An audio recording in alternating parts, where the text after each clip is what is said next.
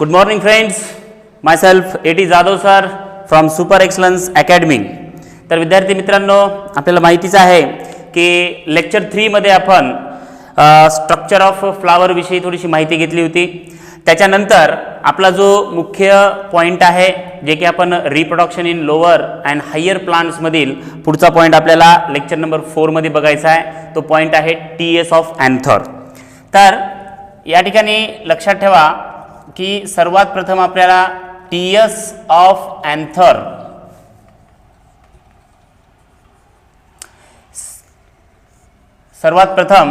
TS of anther जे आहे ज्याला आपण ट्रान्सफर सेक्शन्स ऑफ अँथर्स वगैरे म्हणत असतो. तर याच्यामध्ये पहिल्यांदा आपल्याला अँथर नेमकं काय आहे, नेमकं अँथर हे फ्लावरचा कोणता पार्ट असतो याच्याविषयी अगोदर सविस्तर माहिती घेतली. तर त्याच्यानंतर त्याच्यामध्ये मग डिटेल्स त्याचे आपल्याला वॉल्स किंवा त्याचे जे लेयर्स वगैरे आहेत त्याच्याबद्दल माहिती बघायची. तर आपण जनरली फ्लावरचं जे स्ट्रक्चर्स काढलेलं होतं त्या फ्लावरमध्ये जो मेन पार्ट आहे अशा प्रकारचा पार्ट आपण या ठिकाणी पाहिलेला होता की हा जो काही पार्ट वगैरे आहे तर या पार्टमध्ये हा जो पूर्ण पार्ट आपण या ठिकाणी बघितलेला होता तर या पूर्ण पार्टलाच आपण एक स्टेमन्स वगैरे म्हणत असतो. ठीक आहे. आता या ठिकाणी लक्षात घ्या की अँथरचा पार्ट आपल्याला अगोदर बघण्याच्या ऐवजी आपण फ्लावर्समध्ये जे मेन अँड्रोसियमचा पार्ट आहे तिथून आपण याची थोडीशी स्टार्टिंग करणार आहोत, म्हणजे जेणेकरून की तुम्हाला संपूर्णरित्या व्यवस्थितपणे अँथर काय आहे याची माहिती आपल्याला मिळणं गरजेचं आहे. ओके. तर सुरुवातीला एक लक्षात ठेवा की याच्यामध्ये आपल्याला जे सुरुवातीचा पार्ट दिलेला आहे दी मेल, त्याच्यामध्ये काय सांगितले, male reproductive whorl of flower. या ठिकाणी लक्षात घ्या की the male reproductive whorl of flower is called androecium. थोडीशी आपण या ठिकाणी डिटेल्समध्ये आपण याच्यामध्ये बघूत जेणेकरून की तुम्हाला एक चांगल्या पद्धतीनं अँथर समजायला सोपं जाईल. आता या ठिकाणी लक्षात घ्या की फ्लावरमध्ये आपल्याला मेन पार्ट जो बघलेला आहे ज्याला आपण या ठिकाणी काय नाव दिलं आहे, मेल रिप्रोडक्टिव्ह व्हर्ल म्हणलेला आहे. आलं लक्षात. तर फुलामध्ये जो मेलचा पार्ट आहे जो की रिप्रोडक्शन्समध्ये वगैरे भाग घेत असतो त्या फ्लावरच्या पार्टला या ठिकाणी आपण काय नाव दिलं होतं, अँड्रोसियम. बरोबर आहे, हे तुम्हाला माहितीच आहे. आता ह्या अँड्रोसियम विषयी पुढे चलून आपल्याला नेमकं काय सांगितलंय की जो फ्लावरमध्ये अँड्रोसियमचा जो इंडिव्हिज्युअल मेंबर्स असतो किंवा आपण त्याला शॉर्टमध्ये individual members of the androecium is called as the stamens म्हणत असतो. ठीक आहे. तर या ठिकाणी लक्षात घ्या की आपल्याला काय सांगितलंय, इंडिव्हिज्युअल मेंबर्स ऑफ अँड्रोसियम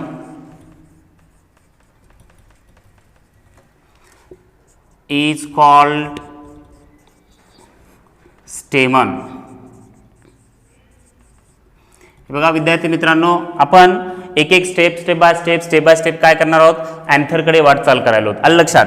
तर पहिल्यांदा आपल्याला हे कळालं पाहिजे की अँथरचा कन्सर्न कुठून कुठपर्यंत आहे. त्यासाठी आपण ह्या सगळ्या गोष्टी व्यवस्थितपणे या ठिकाणी बोर्डावर मांडून वगैरे दाखवलेल्या आहेत. इथे तुम्हाला कळालं की mail reproductive whorl of the फ्लावरला आपण काय म्हणलं, अँड्रोसियम्स म्हणलेला आहे. ह्याच अँड्रोसियमचा जो काही मेंबर असतो जो पुढे चलून आपल्या रिप्रोडक्टिव्ह पार्ट्समध्ये वगैरे भाग घेत असते त्याच इंडिव्हिज्युअल मेंबर ऑफ अँड्रोसियमला आपण या ठिकाणी नाव काय दिलं, स्टेमन. आता हा जो स्टेमन आहे जो की फ्लावर्समध्ये आपण याचं स्ट्रक्चर्स वगैरे पाहत असतो तर पुढे चलून हा स्टेमनच नेमकं किती पार्ट पासून बनलेला असतो. तर एक गोष्ट लक्षात घ्या की स्टेमन कन्सिस्ट ऑफ, या ठिकाणी काय सांगितलं आपल्याला, स्टेमन consist of 3 parts. स्टेमन consist of 3 parts. हा जो स्टेमन्स आहे पुढे चलून 3 पार्ट्स पासून बनलेला असतो. It is made up of the 3 parts, और it consist of the 3 parts. In that 3 parts, त्या 3 पार्ट्स मध्ये जे मेन पार्ट्स आहे ज्याचा आपण स्ट्रक्चर या ठिकाणी पाहणार आहोत, तर एक पार्ट जो आहे that is called as the anther. जो सेकंड पार्ट या ठिकाणी आपल्याला सांगितलेला आहे that is called as the connective, and the last one part that is called as the filament. तर इथपर्यंत आपल्याला व्यवस्थित कळालं असेल की स्टेमनच हा पुढे चलून 3 पार्ट्स पासून बनलेला आहे. त्या 3 पार्ट्समध्ये जो पहिला पार्ट आहे अँथरचा पार्ट आहे, जो सेकंड पार्ट आहे कनेक्टिव्हचा पार्ट आहे, आणि त्यानंतर थर्ड जो पार्ट याच्यामध्ये असेल तो आहे फिलामेंटचा पार्ट. तर विद्यार्थी मित्रांनो लक्षात ठेवा, याच अँथर विषयी आपल्याला याचं जे काही स्ट्रक्चर्स आहे ते स्ट्रक्चर इथून पुढे आपल्याला शिकायचं आहे. तर या ठिकाणी लक्षात ठेवा की जनरली आपण फ्लावरमध्ये याची जर डायग्राम आपण अँथर वगैरे बघितलं किंवा अँड्रोसियमची डायग्राम्स वगैरे बघितली, तुम्हाला मी थोडंसं याचं लोकेशन्स या ठिकाणी दिलेलं होतं की आपल्याला हे जी काही डायग्रामचा पार्ट्स वगैरे आहे अशा प्रकारचा पार्ट आहे या ठिकाणी आपल्याला आढळून वगैरे येत असतो. तर ह्या पार्टमध्ये आपण या ठिकाणी काय सांगू शकतो, हा पूर्ण जो पार्ट आहे या पूर्ण पार्टला आपण काय नाव दिलं होतं, that is called as the stamens नाव दिलेलं होतं. ओके, स्टेमन एकूण किती पार्ट्स पासून बनलेला आहे, 3 पार्ट्स पासून बनलेला आहे. त्याच्यामध्ये नंबर 1 अँथर दिलेला आहे. मग अँथर ह्याच्यामध्ये कोणता भाग आहे, तर हा जो वरच्या साईडला जे की पिशवीसारखा भाग आपल्याला दिसून येत असतो, पॉलन सॅक लाईक स्ट्रक्चर दिसून येत असते, त्या पार्टला आपण या ठिकाणी काय नाव दिलं, that is called as the anther. मग दुसरा जो पार्ट याच्यामध्ये दिला आहे आपल्याला स्टेमनमध्ये जो कनेक्टिव्ह आहे, कनेक्टिव्ह हा जो पार्ट आहे हे जे 2 लोब्स आहेत, आलं लक्षात, अँथरमध्ये जे 2 लोब्स पडलेले आहेत आणि या 2 लोबला एकमेकासोबत जोडल्या जाणारा जो पार्ट आहे म्हणजे कनेक्ट करणारा पार्ट आहे, त्या पार्टलाच या ठिकाणी काय नाव देण्यात आलं, that is called as the connective part. आणि जे स्ट्रीप लाईक स्ट्रक्चर, आलं लक्षात, जे पूर्ण ह्या कनेक्टिव्हिटीला, कनेक्टिव्ह पार्टला आणि पूर्ण अँथरला जे जोडून असलेला पार्ट एक स्ट्रीप लाईक स्ट्रक्चर आहे, तर या पार्टला आपण काय म्हणत असतो इथं, that is called as the filament. आलं लक्षात. मग हे जे पूर्ण पार्ट आहेत ह्या पूर्ण पार्टविषयी आपल्याला पुढे चलून जे स्ट्रक्चर ऑफ अँथर बघायचं आहे, ते स्ट्रक्चर ऑफ अँथर पाहण्यासाठी सुरुवातीला आपल्याला ही गोष्ट व्यवस्थित माहिती असणं गरजेचं आहे, म्हणून ही आपण थोडीशी सविस्तर माहिती या ठिकाणी घेतलेली होती. त्याच्यानंतर विद्यार्थी मित्रांनो लक्षात ठेवा, हे तुम्हाला व्यवस्थित या ठिकाणी समजलं वगैरे असेल. आता अँथर हा जो काही पार्ट आहे जो की स्टेमनचा पार्ट आहे, तर अँथर हा पार्ट कसा आहे या ठिकाणी आपण थोडंसं अँथरमध्ये जर लक्ष घेतलं तर लक्षात ठेवा की अँथर हे काय आहे, तर अँथरच्या पार्टलाच आपण काय म्हणले, it is the fertile part म्हणलेलं आहे. आलं लक्षात, it is the fertile part of stamens म्हणलेला आहे, कारण अँथर कायाचा पार्ट आहे, स्टेमनचा पार्ट आहे. अँथरलाच या ठिकाणी उल्लेख काय केला गेला आहे, फर्टाईल पार्ट म्हणले.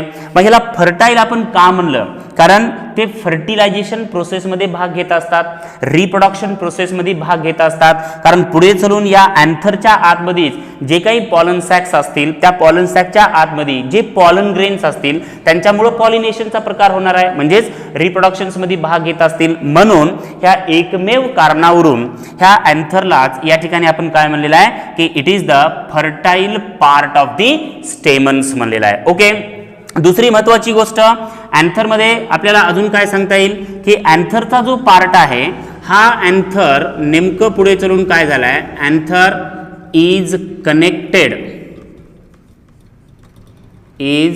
Connected to the filament. Anther कुणासोबत जोडला गेलेला आहे, फिलामेंटचा पार्ट सोबत जोडला गेलेला आहे.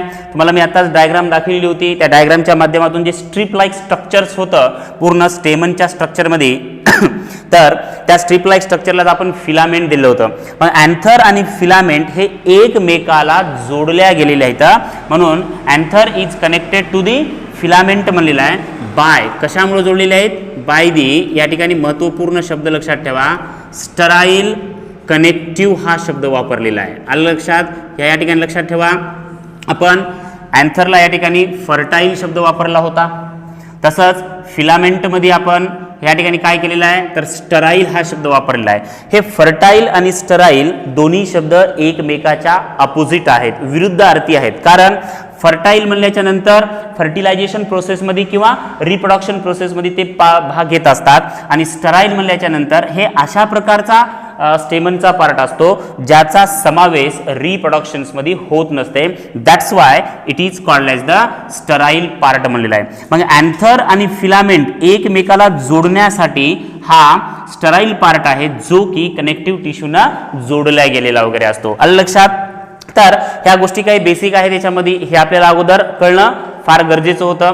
त्याच्यानंतर इंटरनली दुसरी महत्त्वाची गोष्ट, आता अँथरचा पार्ट आपण या ठिकाणी लक्षात घेतला तर अँथरचा आपण इंटरनल स्ट्रक्चर जर लक्षात घेतलं तर इंटरनली अँथर हा कसा आहे आलं लक्षात? तर इंटरनली अँथर हे टेट्रालोक्युलार्स म्हणलेला आहे. महत्त्वाची गोष्ट या ठिकाणी लक्षात ठेवा की टेट्रालोक्युलार हा शब्द का वापरला असेल, आपण केमिस्ट्रीमध्ये शिकत असतो मोनो, डाय, ट्राय आणि टेट्रा. मोनो मीन्स 1, डाय मीन्स 2, ट्राय मीन्स 3 आणि टेट्रा मीन्स 4. तर इथं सुद्धा टेट्रा हा शब्द वापरला आहे, तर याचा ॲक्च्युअली मिनिंग आपण काय घेऊ शकतो? 4 घेऊ शकतो. Tetralocular that is called as the dithecous म्हणलेला आहे. म्हणजे एका अँथरमध्ये आपल्याला 2 लोब आढळून येत असतात. आलं लक्षात? एका अँथरमध्ये जर 2 लोब आढळून येत असतील तर 2 अँथरमध्ये किती आढळून येतील? आपल्याला 4 आढळून येतील. That's why it is called as the tetralocular म्हणले. कारण अँथरचं जे स्ट्रक्चर आहे प्रत्येक स्टेमन्समध्ये जो अँथर आपल्याला आढळून येत असतो तो अँथर डायथिकस कंडिशन्समध्ये आढळून येत असते. आणि नेहमी लक्षात ठेवा इथं डाय हा जो शब्द वापरला याचा अर्थ काय होत असते? 2 असा होत असतो. म्हणजे एका अँथरमध्ये 2 खंड असतील म्हणजे याचा अर्थ त्याच्यामध्ये जे पॉलन सॅक्स किंवा मायक्रोस्पोरेंजिया किंवा ज्याला आपण पॉलन चेंबर्स वगैरे म्हणत असतो हे आपल्याला एकामध्ये 2 पॉलन चेंबर तर 2 मध्ये 4 आढळून येतात. ह्या एकमेव कारणावरून आपण अँथरला टेट्रालोक्युलार्स म्हणलेला आहे. म्हणजे त्याला आपण डायथिकस अँथर म्हणत असतो आणि त्या डायथिकस अँथर्समध्ये आपल्याला 4 मायक्रोस्पोरेंजिया आढळून येत असतात किंवा त्याला आपण पॉलन सॅक्स किंवा पॉलन चेंबर्स वगैरे म्हणू शकतो. हे जे स्ट्रक्चर आहे हे स्ट्रक्चर आपल्याला अँथरमध्ये इंटरनल साईटनं आढळून येत असते. विद्यार्थी मित्रांनो अलग लक्षात? तर जनरली आपण याच्यामध्ये थोडंसं तुम्ही इथं या ठिकाणी काय करू शकता, त्याची स्क्रीनशॉट इथं काढून घेऊ शकता. याच नोट्स तुम्ही रेफर्स वगैरे करून रायटिंग करून तुम्ही पुन्हा याचीच रीडिंग वगैरे करू शकता. तुम्हाला मी 1 मिनिटाचा वेळ देतो, ह्याची स्क्रीनशॉट काढून घ्या. लगेच आपण अँथरचं इंटरनल स्ट्रक्चर कसं आहे, अजून कोणती याच्यामध्ये माहिती घेता येते तेही वगैरे पाहूत. ओके.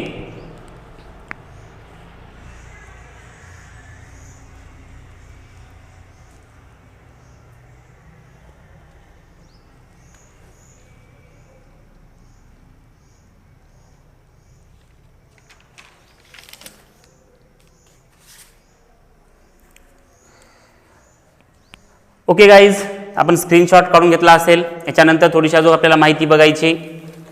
तर या ठिकाणी लक्षात ठेवा की आपण आतापर्यंत थोडंसं डीपमध्ये वगैरे पाहत आहोत, त्याच्यामुळे तुम्हाला मी सविस्तर अशी अँथरची माहिती वगैरे देत आहे. तर या ठिकाणी लक्षात ठेवा की आपण काय बघितलं होतं की इंटरनली, नेहमी लक्षात ठेवा इंटरनली अँथर इज टेट्रालोक्युलार शब्द वापरला आपण. आणि लक्षात दॅट इज द, ह्याला आपण काय म्हणू शकतो, डायथिकस किंवा याला आपण नवीन सिलेबसनुसार टेट्रास्पोरेंजिएट म्हणलेला आहे. का? कारण internally anther is tetralocular that is the dithecous. It consist of the 4 chambers म्हणलेला आहे. हे जे अँथर आहे हे अँथर या ठिकाणी काय सांगितलेलं आहे की anther that's mean it consist of 4 chambers हा शब्द वापरला आहे. एकंदरीत आपल्याला डायथिकस अँथर्समध्ये 4 वेगवेगळ्या प्रकारचे चेंबर्स यानी की कप्पे, आलं लक्षात, हे आपल्याला आढळून वगैरे येत असतात. जनरली आपण या ठिकाणी अशा पद्धतीनं पाहू शकतो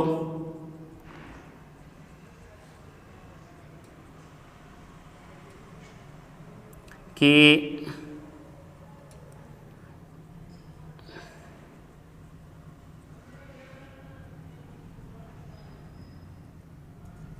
हे असं जे काही पार्ट्स वगैरे असेल ह्या पार्ट्सला आपण लक्षात घ्या की हा पूर्ण जो काही पार्ट वगैरे आहे अँथर ज्याला आपण डायथिकस स्ट्रक्चर्स वगैरे म्हणायलो, तर ह्या डायथिकस स्ट्रक्चर्समध्ये अशा प्रकारचे आपल्याला एकंदरीत 4 कप्पे आढळून येत असतात. आलं लक्षात. म्हणून या ठिकाणी आपल्याला काय सांगितलेलं आहे की it consist of the 4 chambers. आलं लक्षात. ते जे 4 चेंबर्स आहेत ह्या 4 चेंबर्सला 1, 2, 3 अँड 4 चेंबर्स म्हणलेलं आहे. तर ह्या 4 चेंबर्सला या ठिकाणी नाव दिलेलं आहे, that is called as the, लक्षात ठेवा, त्याला आपण पॉलन सॅक्स म्हणू शकतो. ह्यालाच वेगवेगळे नाव आहेत. It is also called as microsporangia म्हणू शकतो, किंवा याला दुसरं एक नाव आपण देऊ शकता, it is also called as pollen chambers म्हणू शकतो. लक्षात घ्या विद्यार्थी मित्रांनो, वेगवेगळी नावं आहेत. हेच नावं तुम्हाला MCQ मध्ये कामाला वगैरे येत असतात. कळली गोष्ट ही.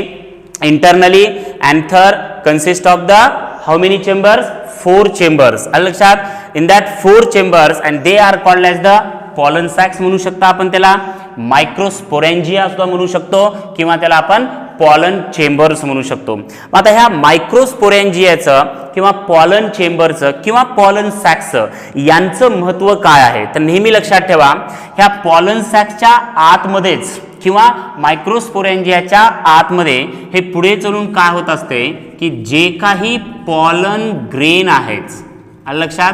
कन्सेप्टवर महत्त्व द्या या ठिकाणी, कारण कन्सेप्ट जर कळाले नाही तर तुम्हाला रीडिंग करायला अवघड जाईल. ठीक आहे. तर हे जे मायक्रोस्पोरेंजिया आहे किंवा पॉलन सॅक्स किंवा पॉलन चेंबर्स वगैरे असतील, त्यांच्या आतमध्येच हे जे पॉलन ग्रेन्स आहेत ह्या पॉलन ग्रेनचं फॉर्मेशन्स होत असते. अलग लक्षात. कुठं फॉर्मेशन होत असते पॉलन ग्रेनचं? इनसाइड द मायक्रोस्पोरेंजिया और इनसाइड द पॉलन सॅक्स और inside the pollen chambers the pollen grains are formed. आता एक महत्वाची गोष्ट दुसरी लक्षात ठेवा की या पॉलन ग्रेन्सलाच आपण दुसरा एक शब्द वापरू शकतो. It is also called as microspores म्हणू शकता आपण. आलं लक्षात. pollen grain is also called as microspore, and the formation of microspore or formations of pollen grain, that process is called as the microsporogenesis म्हणायचं. एक वर्ड या ठिकाणी महत्त्वपूर्ण लक्षात ठेवा, तुमच्यासाठी फार गरजेचं आहे, मायक्रोस्पोरोजेनेसिस. आता हे मायक्रोस्पोरोजेनेसिसची तुम्हाला जर डेफिनेशन्स विचारली गेली तर आपल्याला सांगता येईल. सोपी डेफिनेशन्स आहे, तसं फार काही अवघड वगैरे नाही. ही गोष्ट फार महत्त्वाची होती की डायथिकस अँथर्समध्ये एकूण आपल्याला किती लोब आढळून येत असतात, तर 2 लोब आढळून येत असतात, म्हणून त्याला आपण डायथिकस म्हणलेलं आहे. 2 लोब्समध्ये एका लोबमध्ये आपल्याला 2 चेंबर आढळून आलेत, तर 2 लोबमध्ये आपल्याला 4 चेंबर आढळून येतील. त्या चेंबरलाच आपण काय नाव दिलं गेलेलं आहे? पॉलन सॅक्स म्हणलेलं आहे, मायक्रोस्पोरेंजिया म्हणलेलं आहे किंवा पॉलन चेंबर्स म्हणलेलं आहे.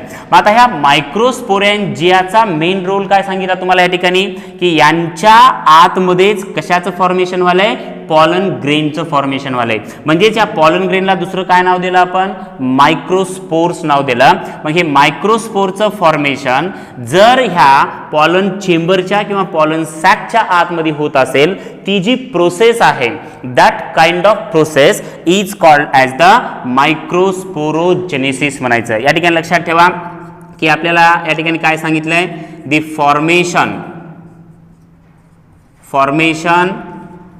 Of microspore. कशाचं फॉर्मेशन व्हालंय? मायक्रोस्पोरचं, म्हणजेच पॉलन ग्रेनचं फॉर्मेशन व्हालंय. The formations of microspore is called microsporogenesis. Microsporogenesis हे एका मार्कासाठी काही ठिकाणी तुम्हाला विचारलं जाऊ शकते, ती गोष्ट कळणं फार गरजेचं आहे. त्याच्यानंतर विद्यार्थी मित्रांनो लक्षात ठेवा की आता ही इथपर्यंत आपल्याला संपूर्ण माहिती व्यवस्थित कळाल्याच्या नंतर याच्यानंतर आपल्याला TS ऑफ अँथर किंवा स्ट्रक्चर ऑफ अँथरची माहिती घ्यायला सोपी जाईल. आलं लक्षात. हे थोडंसं डिटेल्समध्ये आपण अगोदरचा भाग तुम्हाला ह्या ठिकाणी सांगण्याचा प्रयत्न केला. हे कळाल्याच्या नंतर आपण पुढे आता अँथरचे वॉल काय आहेत, आलं लक्षात. अँथरचं वॉल, त्याच्यानंतर अँथरच्या वॉलमध्ये किती प्रमाणामध्ये लेयर्स आहेत, आलं लक्षात. जे काही आपल्याला 4 लेयर्स आढळून येतील, त्या लेयरचं फॉर्मेशन कसं झालेलं आहे, त्यांचा रोल काय आहे, आलं लक्षात. म्हणजे एकंदरीत आपण स्ट्रक्चर ऑफ अँथर या ठिकाणी कंप्लीट करत असतो. तोपर्यंत तुम्ही लगेच ह्याला बी स्क्रीनशॉट वगैरे काढून घेऊ शकता. त्याच्यानंतर आपण अँथरचे वॉल्स वगैरे बघणार आहोत. ठीक आहे.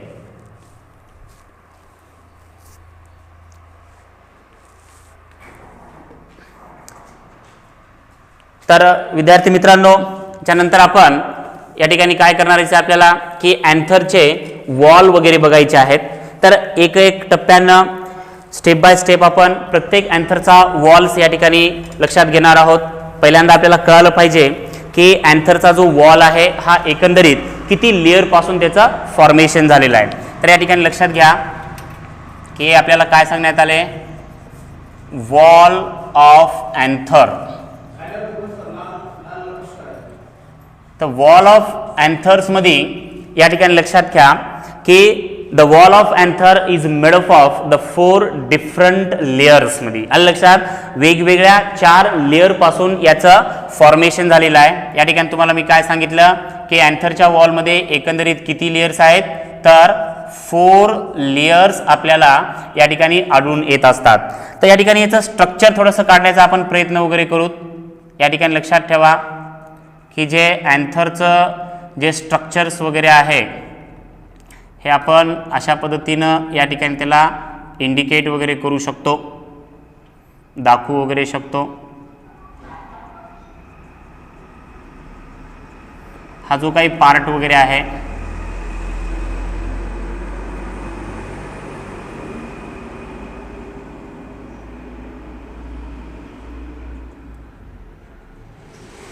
एक लक्षात ठेवा, हे अँथरचं जे काही आपल्याला स्ट्रक्चर्स या ठिकाणी काढून दाखवण्याचा प्रयत्न केलेला आहे, जे डायथिकस अँथर आहे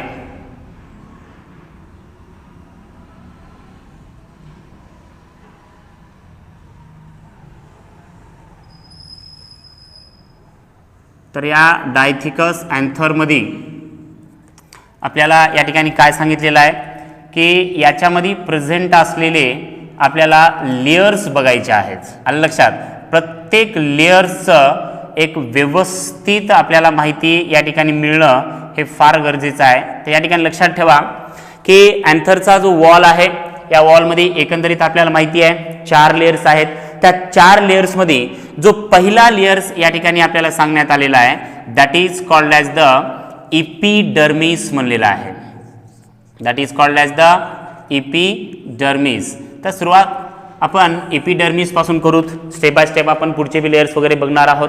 तर पहिल्यांदा या ठिकाणी लक्षात ठेवा, एपिडर्मिस हा जो अँथरचा जो काही पार्ट आहे, तर या ठिकाणी अँथरचा हा जो काही पार्ट आपल्याला अशा पद्धतीनं याच्यामध्ये दाखवलेला असेल, अशा स्वरूपाचा जो काही पार्ट्स या ठिकाणी आपल्याला आढळून वगैरे येत असतो. तर ह्या पार्टला आपण ह्या थरालाच काय नाव देण्यात आलेलं आहे, that is called as the epidermis, जो की अँथर वॉलमधील सर्वात बाहेरचा थर आहे. ह्या एकमेव कारणावरून आपण याला काय नाव दिलं, it is called as the outermost layer म्हणलेला आहे. आलं लक्षात, नेहमी लक्षात ठेवा एपिडर्मिस हे काय, it is the outermost layers आहे. आता एपिडर्मिस हा जो लेअर आहे हा नेमकं किती सेल्स पासून बनलेला आहे, सॉरी किती म्हणजे एकच आहे का 2 आहेत का 4 आहेत, आपण या पद्धतीने सांगू शकतो. तर हा एक सिंगल लेअर आहे, सगळ्यात बाहेरचा थर आहे म्हणून त्याला आपण आउटर मोस्ट लेयर्स म्हणलेला आहे. दुसरी महत्वाची गोष्ट, हा लेअर कसा आहे, सिंगल स्वरूपामध्ये आहे, एकच थर एपिडर्मिसचा आहे. आलं लक्षात, म्हणून याला आपण सिंगल लेयर्स म्हणलेला आहे. परंतु ह्या एपिडर्मिस लेयर्समध्ये ज्या काही सेल्स आपल्याला आढळून येत असतात त्या सेल्स कशा असतील तर फ्लॅट कंडिशन्समध्ये असतात, चपट्या स्वरूपाच्या पेशी आपल्याला आढळून येत असतात. म्हणून हा सिंगल लेयर्समध्ये आढळून आलेल्या जे सेल्स आहेत ह्या सेल्स कशा आहेत, फ्लॅटेंड सेल्स म्हणा किंवा त्याला आपण फ्लॅट सेल्स वगैरे म्हणत असतो. आलं लक्षात. तर अशा पद्धतीनं हा एपिडर्मिस सेल्स चा जो काही लेयर्स वगैरे आहे तो या ठिकाणी तयार झालेला आहे, जो की अँथर वॉलमधील सगळ्यात बाहेरचा असलेला एक महत्त्वपूर्ण थर आहे. आता सगळ्यात महत्त्वाची गोष्ट, या एपिडर्मिसचं आपल्याला या ठिकाणी काय सांगण्यात आलेलं आहे की फंक्शन्स दिलेला आहे. आलं लक्षात. तर याचं फंक्शन्स काय आहे विद्यार्थी मित्रांनो, लक्षात ठेवा की हा जो सगळ्यात बाहेरील असलेला एपिडर्मिस नावाचा जो आउटर मोस्ट लेयर्स आहे ह्याच्या आतमध्ये असलेले जे काही एंडोथेसियम असेल, त्यानंतर जो काही मिडल लेअर असेल किंवा टॅपेटम्स वगैरे असेल किंवा हे पॉलन चेंबर्स वगैरे असतील, या सर्वांचं व्यवस्थित प्रमाणामध्ये प्रोटेक्शन करण्याचं काम जो थर या ठिकाणी करत असतो that is called as the epidermis वगैरे म्हणत असतो आपण. म्हणून ह्या एपिडर्मिसचं फंक्शन्समध्ये आपण काय सांगू शकता की it is the protective in functions म्हणू शकतो आपण. अलग लक्षात या ठिकाणी लक्षात ठेवा की याचं फंक्शन्स काय आहे, प्रोटेक्टिव्ह इन फंक्शन्स आहे. तर या अशा पद्धतीने आपण एक एक थर स्टेप बाय स्टेप या ठिकाणी पाहणार आहोत. अलग लक्षात. तोपर्यंत तुम्ही इथपर्यंत सुद्धा याचा स्क्रीनशॉट आउट काढून घेऊ शकता. याच्यानंतर लगेचच 2 नंबरचा थर आपल्याला या ठिकाणी पाहायचा आहे, that is called as the endothecium. तर विद्यार्थी मित्रांनो, आता एंडोथेसियमचा जो थर आहे या ठिकाणी लक्षात ठेवा, याच्या आतमधूनच जो सेकंड नंबरचा जो रॅडियली अरेंजमेंट मध्ये आपल्याला हा जो थर आढळून येईल, that is called as the endotheciums म्हणत असतो. म्हणून एंडोथेसियम विषयी माहिती सांगत असताना आपल्याला या ठिकाणी काय सांगितलंय की inner to the epidermis the another layer is present, that layer is called as the endothesiums म्हणलेला आहे. सर्वात महत्वाची गोष्ट हा कसा आहे, इंटरनल टू दी एपिडर्मिस म्हणलेला आहे. का असा शब्द या ठिकाणी वापरलेला असेल, कारण एपिडर्मिसच्या आतमध्ये तो थर आहे. दुसरी एक महत्वाची गोष्ट या ठिकाणी काय सांगितलेली आहे, हा सुद्धा सिंगल लेअरच आहे. अलग लक्षात. म्हणून याच्यामध्ये आपण काय सांगू शकतो, हा सुद्धा लेअर कसा आहे या ठिकाणी, सिंगल लेयर्स आहे. अलग लक्षात. त्याच्यानंतर मग ह्या एंडोथेसियम मध्ये प्रेझेंट असलेल्या जे काही सेल्स वगैरे असतील, ह्या सेल्स या ठिकाणी कशा पद्धतीनं आपल्याला आढळून येत असतात, तर या सेलचं जे नेचर आहे विद्यार्थी मित्रांनो लक्षात ठेवा, हायग्रोस्कोपिक इन नेचर आहे. आता हायग्रोस्कोपिक इन नेचर ह्याला का म्हणलेलं असेल, कारण त्या ठिकाणी प्रेझेंट असलेलं जे काही मॉइस्ट आहे, अलग लक्षात, त्या मॉइस्टला ऍब्सॉर्ब करून घेण्याचं काम ज्या सेल्स वगैरे करत असतात, त्या सेलच्या एकमेव कारणावरून त्याला आपण काय म्हणलेलं आहे, हायग्रोस्कोपिक इन नेचर्स म्हणलेलं आहे.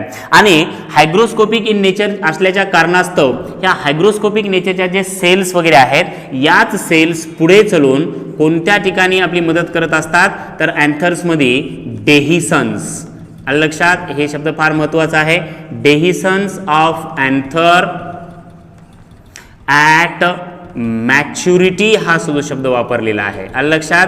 ज्या वेळेस अँथरचं जे काही स्ट्रक्चर्स वगैरे असेल, जसजसं मॅच्युरिटी कंडिशनमध्ये येत असते, तसतसं त्याच्या आतमधले प्रेझेंट असलेले जे काही पॉलन ग्रेन्स वगैरे आहेत, त्या पॉलन ग्रेन्सला किंवा त्या मिडल लेयर्सला रप्चर करण्याचं काम करण्याची जी प्रोसेस वगैरे असते, त्यालाच आपण काय म्हणत असतो, डेहिसन्स म्हणत असते. मग हे डेहिसन्स ऑफ अँथर होण्यासाठी या हायग्रोस्कोपिक सेलचं काय होत असते, या ठिकाणी मदत वगैरे होत असते. आणि हायग्रोस्कोपिक सेल्स हे नेमकं आपल्याला कोणत्या थरामध्ये आढळून येत असतात, तर एंडोथेसियम थरामध्ये आढळून येत असतात. अलग लक्षात. तर अशी छोटी छोटी माहिती आपण या थराविषयी सुद्धा या ठिकाणी आपण सांगू शकतो. दुसरी एक महत्वाची गोष्ट, एंडोथेसियमचा आपण थराचा विचार केला तर ह्या ठिकाणी आपल्याला काय आढळून येत असते, तर फायब्रस थिकनिंग आढळून येत असते. आणि हे जे फायब्रस थिकनिंग आहे हे नेमकं कोणत्या कारणामुळे असते, कारण इथे एक विशिष्ट प्रकारचा सबस्टन्स आपल्याला आढळून वगैरे येत असतो. That kind of substance is called as the callose वगैरे म्हणत असतो. अलग लक्षात. तर एक छोटीशी माहिती आपण एंडोथेसियम विषयी या ठिकाणी सांगू शकतो. विद्यार्थी मित्रांनो, 2 आपण थर या ठिकाणी बघितले. नंबर 1 चा थर बघितला एपिडर्मिस आणि नंबर 2 चा एंडोथेसियम. एपिडर्मिस मध्ये आपण थोडंसं रिपिटेशन केलं तर काय आढळून येईल की it is the outermost layer आहे, इट इज सिंगल लेअर आहे. त्यानंतर it contain the flat cells आणि याचं महत्त्वाचं फंक्शन्स म्हणजे काय, इट गिव्स द प्रोटेक्शन्स किंवा प्रोटेक्टिव्ह इन फंक्शन्स म्हणू शकतो. एंडोथेसियम मध्ये सुद्धा आपण काय सांगू शकता की it is the second layer म्हणू शकता आपण, किंवा इंटरनल टू द एपिडर्मिस म्हणू शकता. It is also single layers आहे. It contain the hygroscopic cells. अलग लक्षात. त्यानंतर it helps in dehiscence of anther at the maturity and it is the fibrous thickening due to the presence of callose like substance. Okay. त्याच्यानंतर आपल्याला 3 नंबरचा जो थर या ठिकाणी पाहायचा आहे, that is called as the middle layers बघायचा विद्यार्थी मित्रांनो. अलग लक्षात. तोपर्यंत ह्याला तुम्ही स्क्रीनशॉट काढून घेऊ शकता.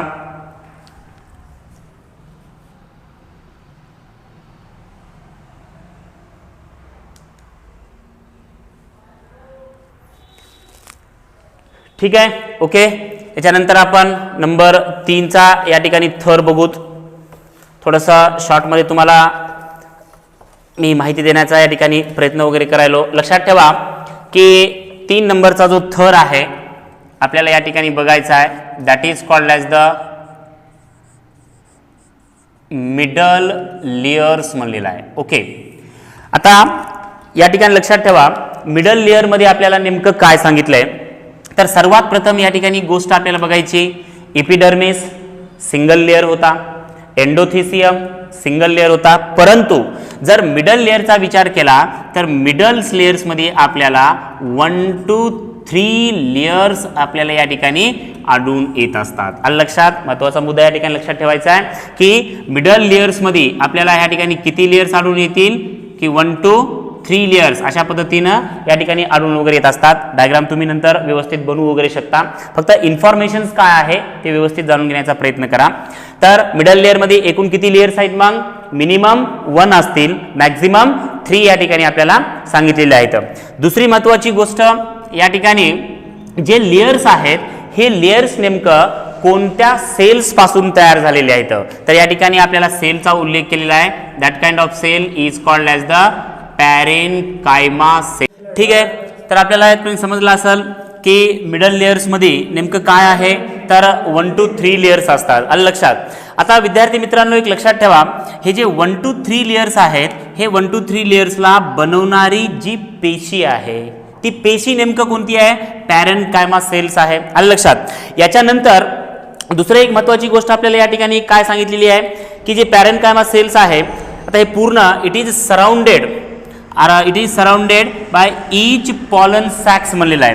मिडल लेअर जो आहे हा मिडल लेअर जे काही आपल्याला ह्या ठिकाणी डायथिकस अँथरचं स्ट्रक्चर दाखवलेलं आहे, ह्या डायथिकस अँथरमध्ये जे काही आपल्याला हे पॉलन सॅक्स आहेत प्रत्येक पॉलन सॅकच्या आजूबाजूनं हा मिडल लेयर्स काय झालेला आहे, पसरला गेलेला आहे, म्हणजेच सराउंडेड झालेला आहे. आलं लक्षात. त्याच्यानंतर दुसरी एक महत्त्वाची गोष्ट आपल्याला मिडल लेयर्समध्ये काय पाहायला वगैरे भेटल, तर लक्षात ठेवा they are degenerate at the maturity of the pollen grains म्हणलेला आहे. मिडल लेयर्स या ठिकाणी जो ह्या पॉलन चेंबरच्या आजूबाजूला प्रेझेंट वगैरे असतो हाच मिडल लेयर हळूवारपणे या ठिकाणी काय होत असते, जनरेट होत असतो. आलं लक्षात. विद्यार्थी मित्रांनो लक्षात ठेवा डिजनरेट यानी की नाहीसं होणे. आलं लक्षात. तर डिजनरेट केव्हा व्हायला आहे या ठिकाणी काय सांगितलंय, ॲट द मॅच्युरिटी, या ठिकाणी फार महत्त्वाचा शब्द आहे, at the maturity of pollen grain म्हणलेला आहे. ज्या वेळेस पॉलन ग्रेनमध्ये म्हणजेच मायक्रोस्पोरमध्ये परिपक्वता निर्माण होत असते म्हणजेच मॅच्युरिटी येत असते त्यावेळेस याच्या आजूबाजूला असलेले जे मिडल लेयर्स वगैरे आहेत हे डिजनरेट होत असतात. आणि एकदा का समजा हे डिजनरेट झाल्याच्या नंतर हे जे डायथिकस अँथर्स आहे किंवा जे 2 पॉलन चेंबर्स आपल्याला या ठिकाणी आढळून आलेत त्या 2 पॉलन चेंबरचा एकच चेंबर त्या ठिकाणी तयार वगैरे होत असतो. आलं लक्षात. तर हीच माहिती आपल्याला मिडल लेयर्समध्ये सांगायची. त्याच्यानंतर नंबर 4चा जो थर आपल्याला या ठिकाणी बघायचा आहे that is called as the tapetum दिलेला आहे. आलं लक्षात. आता विद्यार्थी मित्रांनो लक्षात ठेवा सगळ्यात शेवटचा जो थर आहे आपल्याला अँथर वॉलमध्ये तो बघायचा आहे. टॅपेटम हा सगळ्यात आतमधून प्रेझेंट आहे म्हणून ह्या थराला आपण या ठिकाणी काय नाव दिलं, it is called as the inner most layer म्हणू शकतो. आलं लक्षात. टॅपेटमला आपण या ठिकाणी काय सांगितलं की it is the innermost layers म्हणलेला आहे. दुसरी एक महत्त्वाची गोष्ट या टॅपेटमचा आपण या ठिकाणी समजा फंक्शन जर लक्षात घेतलं तर या ठिकाणी लक्षात ठेवा इट इज न्यूट्रेटिव्ह इन फंक्शन्स आहे. आलं लक्षात. जे काही पोषक घटक असतात ते संपूर्ण पोषक घटक पॉलन ग्रेन्सला मॅच्युअर करण्यासाठी लागणारे जे काही पोषक घटक वगैरे असेल ते संपूर्ण न्यूट्रिशन हे देण्याचं काम हा टॅपेटम कुणाला करत असतो, पॉलन ग्रेन्सला करत असतो. ज्याच्यामुळं पॉलन ग्रेन्समध्ये एक चांगल्या प्रकारची मॅच्युरिटी वगैरे येत असते आणि पुढे चलून ते व्यवस्थित प्रमाणामध्ये रिप्रोडक्शन्समध्ये वगैरे भाग घेऊ शकतात. आलं लक्षात. याच्या व्यतिरिक्त टॅपेटम्समध्ये आपल्याला दुसरी एक महत्त्वाची गोष्ट सांगितली आहे की या टॅपेटम्सच्या लेयर्समध्ये स्पोरोजिनस टिश्यू प्रेझेंट असतात. या ठिकाणी लक्षात ठेवा की या ठिकाणी काय प्रेझेंट आहेत, स्पोरोजिनस टिश्यू प्रेझेंट आहेत आता ह्या स्पोरोजिनस टिश्यूचा मेन कार्य नेमकं या ठिकाणी काय असते, तर या स्पोरोजिनस टिश्यूजमुळंच या ठिकाणी काय होत असते, तर जे काही पॉलन ग्रेन्स वगैरे आहेत तर या पॉलन ग्रेनचं फॉर्मेशन्स होत असते. म्हणजेच tapetum contain the sporogenous tissue and these sporogenous tissue forms the pollen grains आहे. तर अशा पद्धतीनं या टॅपेटमचा वगैरे त्या ठिकाणी रोल वगैरे असतो. त्याच्यानंतर टॅपेटममध्ये आपल्याला अजून कोणती माहिती सांगितलेली आहे की टॅपेटम्समध्ये आढळून येणाऱ्या ज्या काही सेल्स आहेत ह्या सेल्स आपल्याला लार्जर इन साईजमध्ये आढळून येत असतात. आलं लक्षात. याच्या व्यतिरिक्त ह्या सेल्समध्ये या ठिकाणी प्रेझेंट असलेलं जे काही सायटोप्लाझम्स वगैरे आहे हे सायटोप्लाझम सुद्धा आपल्याला थोडंसं दाट स्वरूपामध्ये आढळून येत असते. म्हणून अशा प्रकारच्या सायटोप्लाझमला आपण डेन्स सायटोप्लाझम्स वगैरे म्हणत असतो. त्याच्यानंतर या ठिकाणी प्रेझेंट असलेला जो काही न्यूक्लियस वगैरे आहे हा न्यूक्लियस आपल्याला डिप्लॉइड कंडिशन्समध्ये आढळून येत असतो, ज्याला आपण 2n नंबरनं इंडिकेट करत असतो. किंवा याला आपण डिप्लॉइड न्यूक्लियस म्हणू शकता किंवा आपण त्याला पॉलिप्लॉइड न्यूक्लियस सुद्धा म्हणू शकतो. आलं लक्षात. तर अशी एक छोटीशी माहिती आपण याच्यामध्ये देऊ शकता. हे डिप्लॉइड न्यूक्लियस असलेली जे मायक्रोस्पोरचे जे सेल्स वगैरे आहे हे पुढे चलून मायक्रोस्पोर मदर सेल्स म्हणून सुद्धा कॅरी वगैरे करू शकतात. आलं लक्षात. तर विद्यार्थी मित्रांनो लक्षात ठेवा, टॅपेटम्समध्ये आपण व्यवस्थितरित्या 2-4 पॉईंट सहजरित्या चांगल्या पद्धतीने सांगू शकतो. काय सांगेल याच्यामध्ये की टॅपेटम हे काय आहे, it is the innermost layers of the anther wall म्हणलेला आहे. It is the nutritive in functions म्हणले. Then it contains the sporogenous tissue which forms the pollen grains म्हणलेला आहे. Then the cells of tapetums are larger in size. It contains the dense cytoplasm as well as the diploid nucleus म्हणले. Diploid nucleus also called as the polyploid nucleus म्हणू शकतो. आलं लक्षात. तर हे अशा पद्धतीनं आपण वॉल ऑफ अँथरचं या ठिकाणी किंवा TS ऑफ अँथर किंवा स्ट्रक्चर ऑफ अँथरचं स्ट्रक्चर या ठिकाणी बघितलेलं आहे. याच्यानंतरचा जो काही पॉईंट्स वगैरे असेल तो आपण नेक्स्ट व्हिडिओमध्ये त्याच्यावर आपण चर्चा वगैरे करणार आहोत. विद्यार्थी मित्रांनो मला सांगायचं राहून गेलं की आज सकाळी 11 o'clockलाच आमचं सुपर एक्सलन्स अकॅडमीचं जे लाईव्ह सेशन्स वगैरे झालेलं होतं त्याच्यामध्ये बऱ्याचशा विद्यार्थ्यांनी आम्हाला वेगवेगळ्या प्रकारचे प्रश्न वगैरे विचारले. काही विद्यार्थ्यांना अत्यंत कुतूहल पद्धतीनं प्रेमा पद्धतीनं काय विचारलं की सर आपण वर्षभर हे कंटिन्यू वगैरे करणार आहात का, सिलेबस पूर्ण कंप्लीट वगैरे करणार आहात का. खरंच कोरोनाच्या या परिस्थितीमध्ये सुद्धा आपलं अभ्यासाकडे कुठल्याही प्रकारचं दुर्लक्ष झालेलं नाही ही गोष्ट मनाला अत्यंत व्यवस्थितपणे वगैरे वाटली. ठीक आहे. तर विद्यार्थी मित्रांनो सुपर एक्सलन्स अकॅडमीच्या वतीनं आम्ही तुम्हाला अशी ग्वाही देतो की कुठल्याही प्रकारचं तुमचं एज्युकेशन फील्डमध्ये आमच्या चॅनलच्या माध्यमातून नुकसान वगैरे होणार नाही. पूर्ण सिलेबस प्रत्येक विषयाचा असेल, फिजिक्स असेल, केमिस्ट्री असेल, बायोलॉजी असेल किंवा मॅथमॅटिक्सच्या जो लेक्चर्स वगैरे आपण स्टार्ट केले नाहीत ते बी लवकरात लवकर तुमच्यासाठी स्टार्ट्स वगैरे होतील. ते सगळ्या गोष्टीला वर्षभर व्यवस्थितरित्या तुमचा सिलेबस कंप्लीट केला जाईल. आलं लक्षात. फिजिक्ससाठी आमचे पोले सर्स वगैरे आहेत, केमिस्ट्रीसाठी टिगुळे सर्स वगैरे आहेत आणि बायोलॉजीसाठी स्वतः मी इट जाधव सर्स वगैरे आहे. तर त्या गोष्टीचं टेन्शन वगैरे घेऊ नका. जे सिंपल पद्धतीनं तुम्हाला या ठिकाणी जे लेसन्स वगैरे दिले चाले त्याचा पुरेपूर फायदा घरी बसून या ठिकाणी तुम्ही व्यवस्थित त्याचा फायदा वगैरे घेऊ शकता. ठीक आहे. परंतु आपल्या जे चॅनल्स वगैरे आहे चॅनलला सबस्क्राईब करायला विसरू वगैरे नका. आज आपण इथंच थांबू. नक्कीच उद्या नेक्स्ट व्हिडिओमध्ये आपण वगैरे भेटू. तोपर्यंत जय हिंद, जय महाराष्ट्र. का, कारण आज 1 मेचा दिवस आहे. ओके.